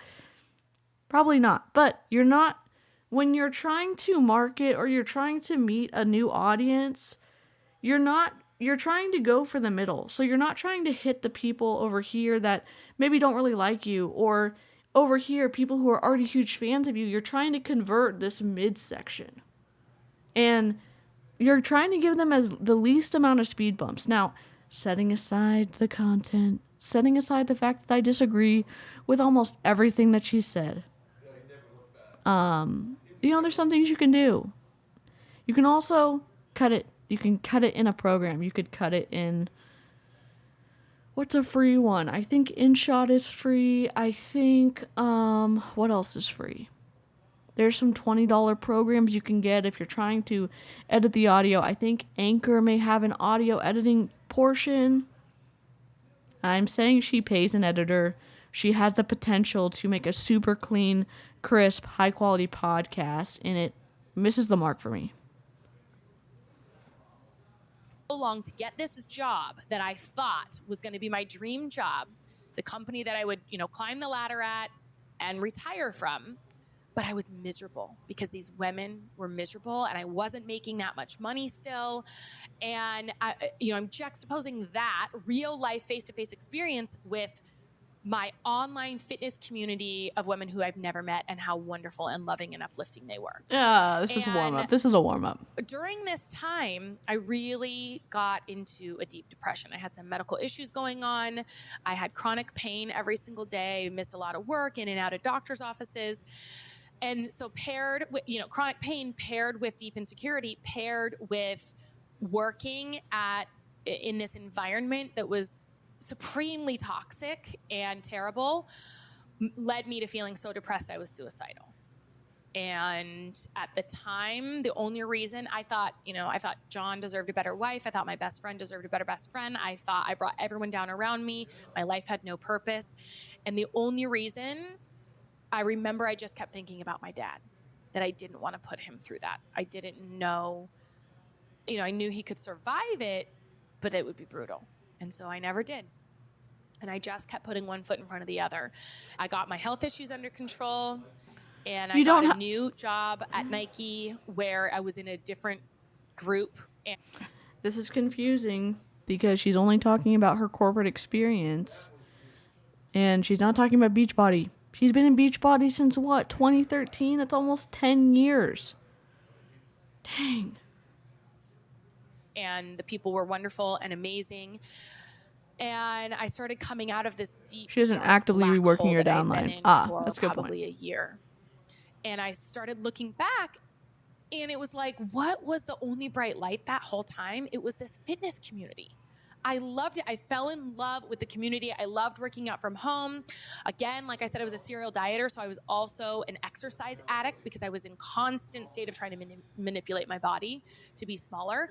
But I loved this at-home fitness and paired with the community. And I was looking around and I was seeing other people that loved it, that were making, great money, creating total peace and freedom. And they also had sort of some of these broken stories where, they were bankrupt or had eating disorders or also deep self-loathing, massive weight to lose and deep insecurity. And they were making it work. And I just thought, what's different from them than me? They like this company and these things just as much as I do. What if I just started sharing it? What if I just started sharing this thing that feels like it's been my solution, that feels like it has brought me absolute joy and peace at a time where there was not a lot of that to be found? And so I said, okay, I'm going to start sharing. And I started sharing my fitness journey and my wellness journey. And I really was a subscriber to the diet mentality for a really long time, right? Till 2 weeks ago? 3 weeks ago? I've counted macros. I've weighed my food. I did Jenny Craig. I did Weight Watchers. I've done juice cleanses. I've done fasts. I took fat burning pills. I mean, I literally tried everything. And this was the thing, this Beachbody community and these Beachbody programs were the thing that gave me my first deep breath, my first exhale and inhale. And so I wanted to share it with everyone. But I was still very much putting my worth into my size of my body. And as I started really pursuing this fitness and wellness thing, one of the parts of the job that is required, your number one job is always to work on you. And I love that about them. But that means, show up and do your workouts and, your supplements and all of that to take care of your body from the inside out, but also take care of your brain, personal development. And as a depressed and suicidal person, I was like, I don't need personal development. That's woo-woo. I don't, that's BS. But I did it because it was part of the job, and I am nothing if not coachable. If you are where I want to be and you tell me to do something, I'm going to do it, right? Even if it makes me uncomfortable, even if I don't believe in it, whatever, I'm going to do it. So I started doing personal development, and I started noticing my brain changing. The way that I think about personal development is like fitness for the mind, right? So in the same way that when you show up and you move your body and you exercise, you're keeping your like cardiovascular, health in check and helping keep your heart healthy and all of that. I think of personal development as fitness for the mind. So you're exercising your brain, and you can't just do it sometimes. You got to do it consistently if you want to see results and be healthy. And I noticed I started craving it. I noticed just the thoughts I was thinking started to change. And I'll tell you, one of the very first books or personal development that really made a massive impact on me it's a Audible, because it's Brene Brown, The Power of Vulnerability, and it is a series. Like, she's presenting live to an audience, so it's not a book. And I remember her talking about shame and vulnerability, and she asked the audience, how many of you, when you share She just said something this that you last have shame over, episode. or you're afraid of, or you feel really vulnerable, Can I just say this? I know I don't create, I could do I could do any job to create unique content where I'm teaching something. I understand reiterating concepts where you're trying to share something in a series perspective, or it's building on the information you learned last time, so you need to shorten it and go over it. And I feel like this is too big of a repetition of what she said. I don't know. What do y'all think? I don't know. Replay crew, what the hell? What the hell's going on? If she starts talking about intuitive eating.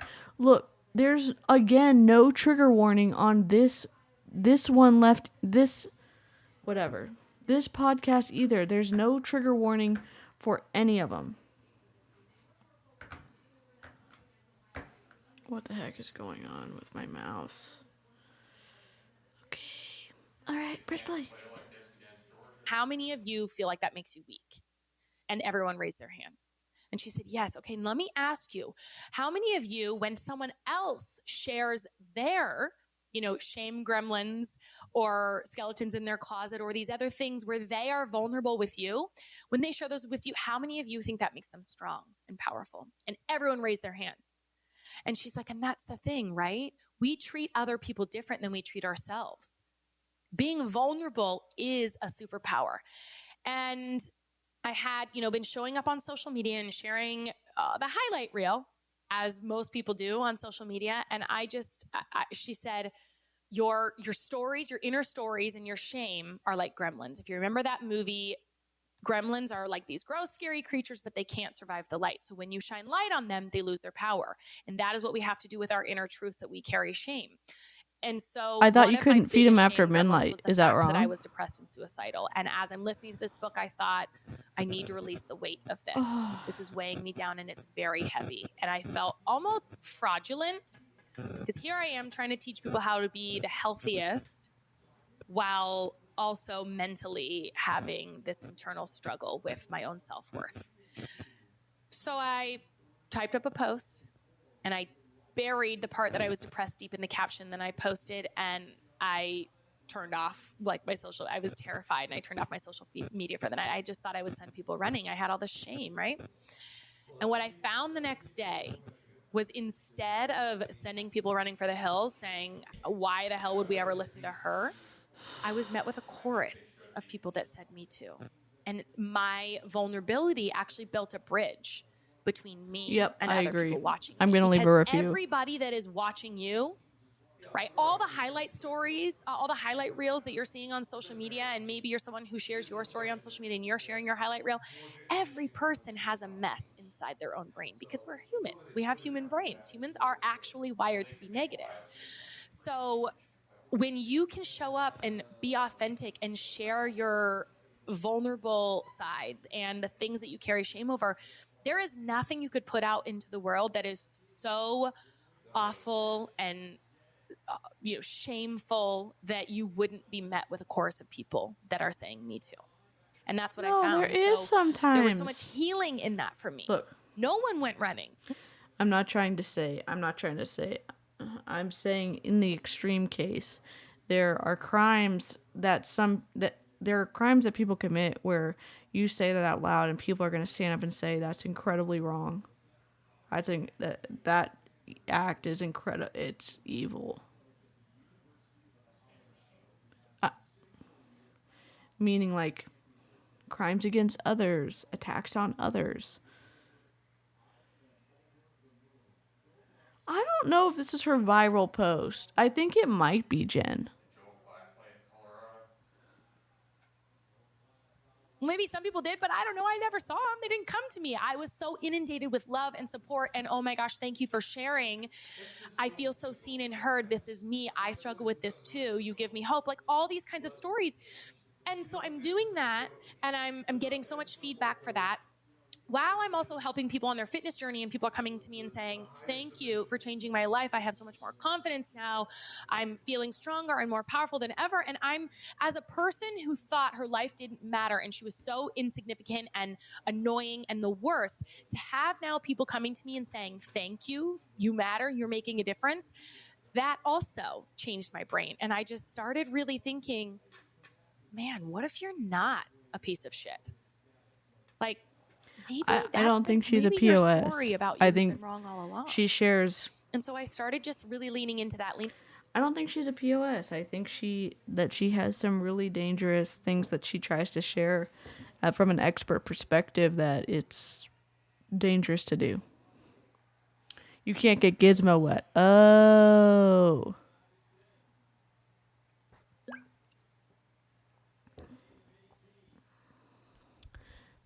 Yep. Ashlie didn't change her life. They did that themselves. Leaning into personal development, leaning into the stories that I had about myself, working on my own confidence and my internal narrative and helping people along the way. And then, I started really questioning my thoughts about my body. Is it true that my body is my worth and that I'm more valuable and worthy of love when I look a certain way? And I started opening myself up to body positive accounts on social media. At this point, I had been following mostly like fitness competition people and a lot of people that are very entrenched in diet culture and macro counters and all of that. And that works for some people. It was not working for me. It made me hate myself.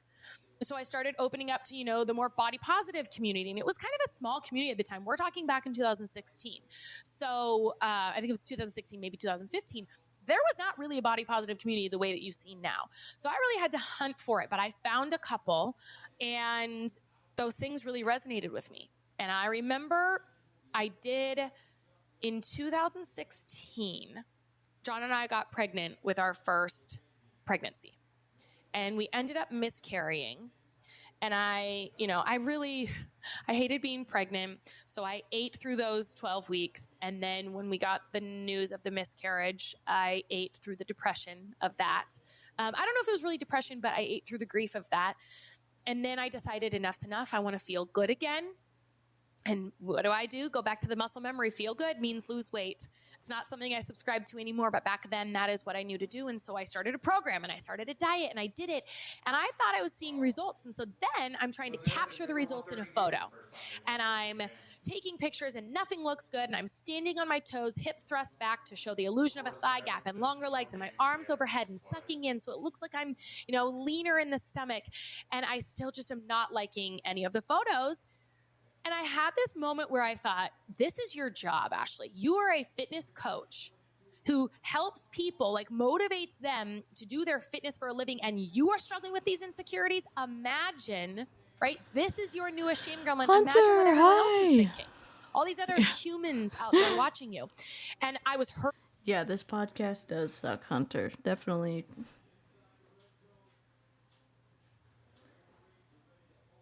Hunter, I would love, I'm going back home tomorrow.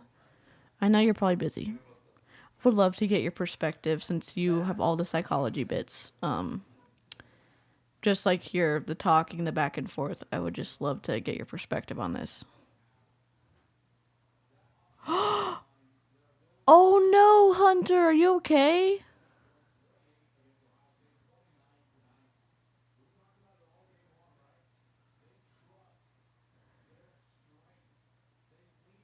It does. Yeah, it should, Heather. I'm sorry. Here's the viral post. Yep.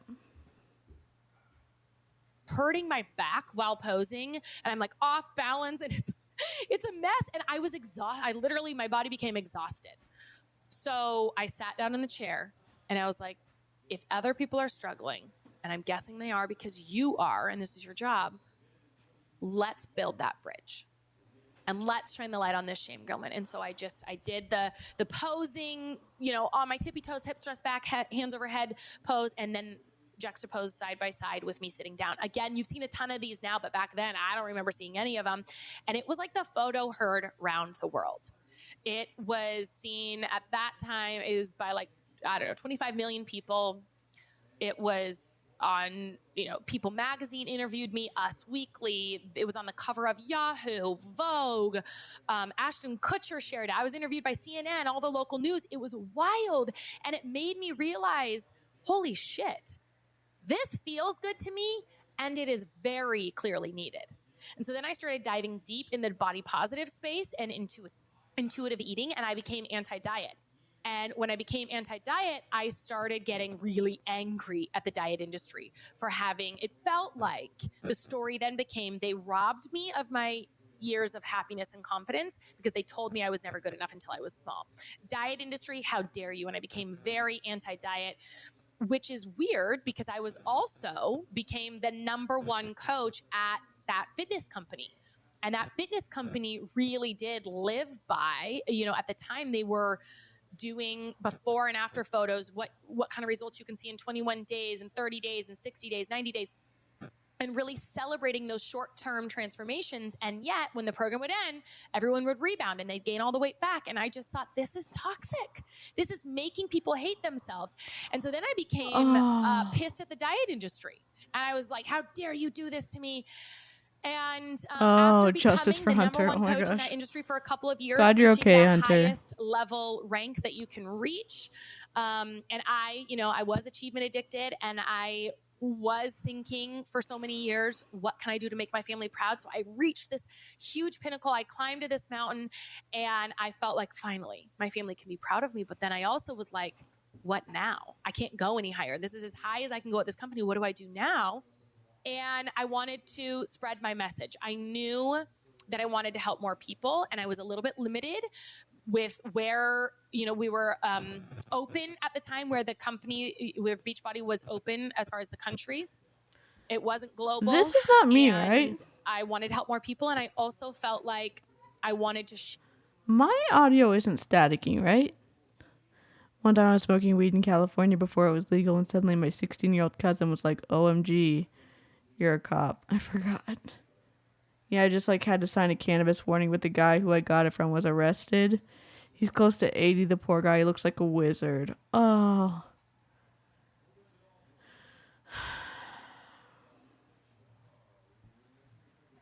Share my message in a bigger way. And I didn't really want it to be about the before and after transformations and how quickly you can lose weight, but then not keep it off. I wanted to, just pursue a bigger platform. And so I decided to go to the life coach school and get certified to be a life coach. And holy shit, did it change the game. In my life coaching certification, I learned how powerful our mind is. And I learned that my body was never the problem. It was the way I thought about it. And I also learned that the diet industry was never the problem. It was the way I was thinking about it, right? I would say the diet industry is toxic. And then it would make me feel angry. No. But now what I know is the diet industry is their best, which is the diet industry is toxic, ma'am.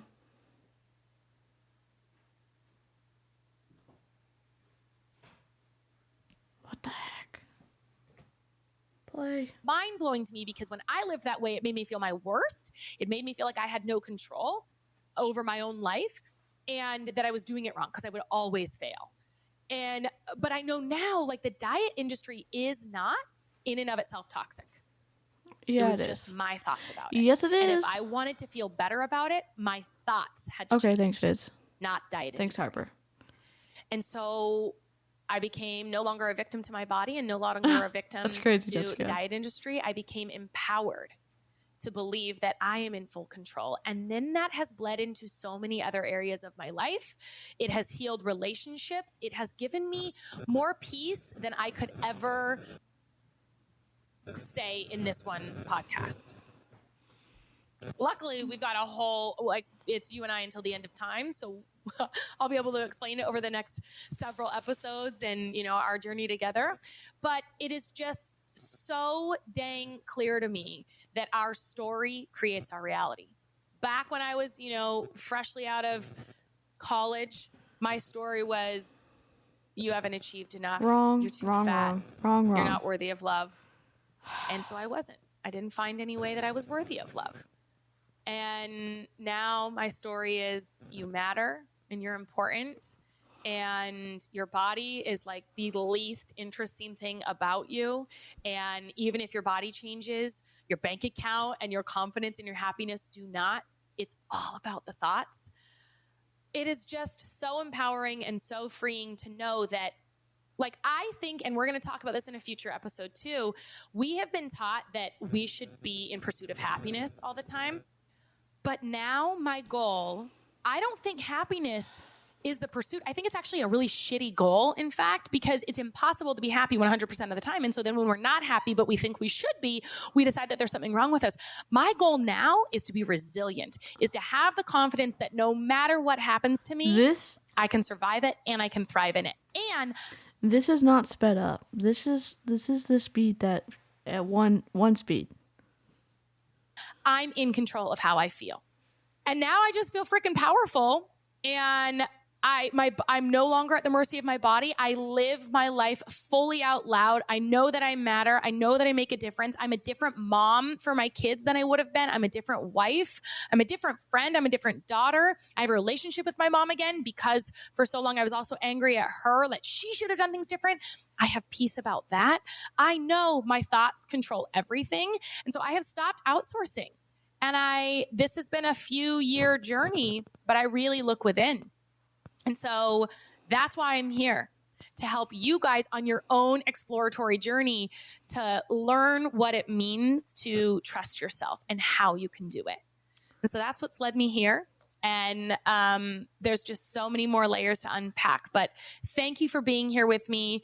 Please share this podcast. It would mean a lot if you get anything from it, if it's made your wheels turn at all. I don't think the world needs more people out there checking boxes. I think the world needs more people who know what makes them come alive, and then going out and doing that thing where they feel the most fully alive and give themselves permission to be free to be them. So thank you for being here. You can rate, subscribe, review, do all the things, tag me on social. It means the world. And I will see you guys next week. Oh my God. Why are there so many podcasts? It's December. Is she doing these 3 at a time? Oh dear God.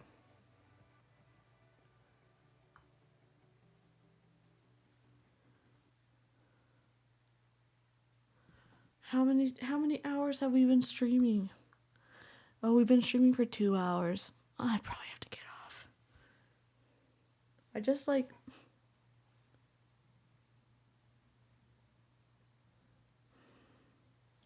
maybe we'll save episode 3 for the Snark Crew, because this is twisty. This is twisty.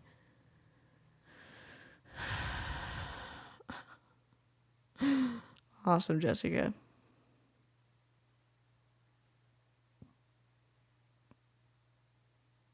Low-key paint your fingernails with the brush. Okay, buddy. It's watercolor, so it's not going to be good.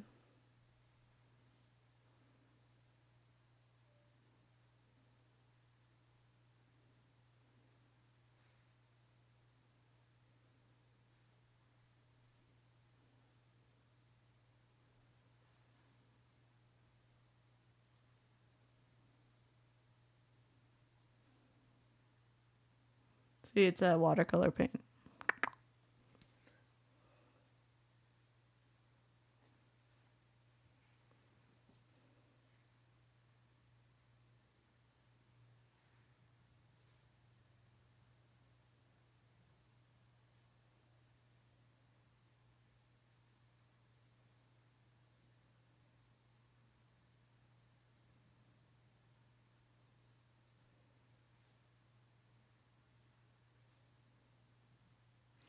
I'm going to be able to crisp up the lines after I'm done painting. How are you productive? Because I'm always stoned. Yeah, I mean, I probably would be too if I could.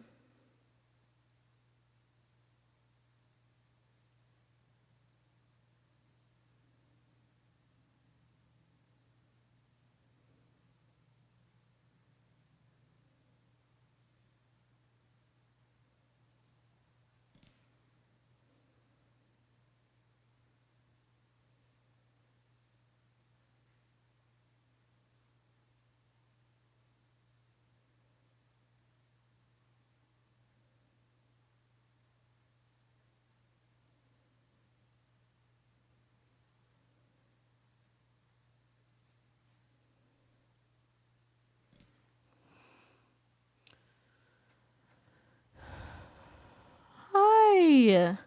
Hi, Corinthians! How are you? Oh my gosh, my asthma. My asthma! Yes, Jess, that was the old me. I was stoned all last week and was the embodiment of a potato with a beard. A cute potato, though.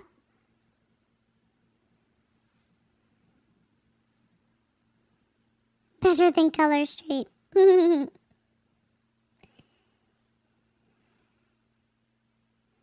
my gosh. Well, this is a good start. It is definitely like... It's definitely nice to have something like that you're working on after you've reviewed an awful podcast that's like, oh, here's the positive that we got from it. We're crafting again.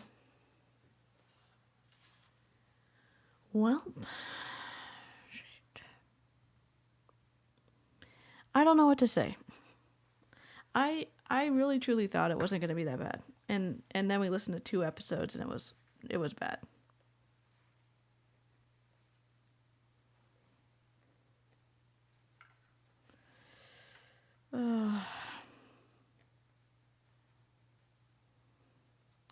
There's a girl that keeps showing up in the chats that I participate in, and just like, I guess it's the same as me critiquing someone in MLM, but I'm just like,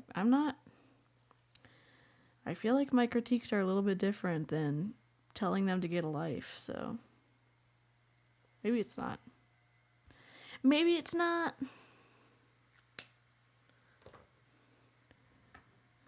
Well, I'm going to end the stream.